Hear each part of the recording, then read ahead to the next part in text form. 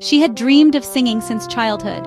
Her bedroom mirror was her first audience, her hairbrush the microphone. She believed her voice would carry her to the world's grandest stages, where lights would shine, crowds would roar, and her songs would echo across nations.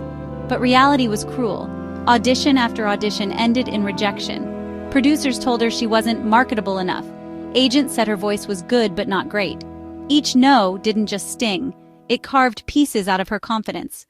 The dream that once burned so bright now flickered like a candle in the wind. One night, after another crushing dismissal, she wandered into an old community hall. It was empty, dimly lit, and quiet, just her and her pain. She sat on the stage, hugging her knees, tears falling freely. But as silence pressed in, something inside urged her, sing. So she stood up. Her voice, fragile at first, began to rise. Notes filled the empty hall, trembling with both sorrow and beauty. She sang not for applause, not for fame, but for survival, for her own weary soul. Unbeknownst to her, the janitor was in the back, sweeping. He froze, leaning on his broom. That song?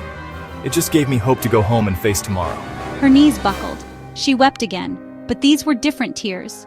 For the first time, she understood. Her gift wasn't wasted. It didn't need 1,000 ears to matter. If one person could find hope in her voice, then her dream was alive in a new way. From that night on, she changed her path. She started singing in small cafes, hospital wards, and community centers.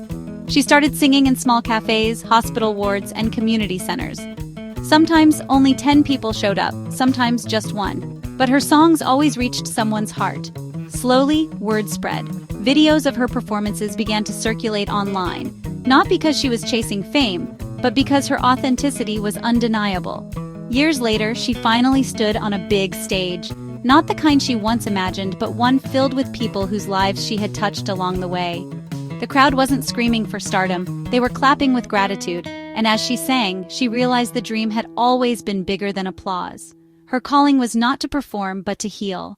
Not to be seen, but to help others feel seen. The woman who once sang alone in a dark, empty hall now sang in the light of her true purpose. Her voice no longer chasing approval, but carrying hope.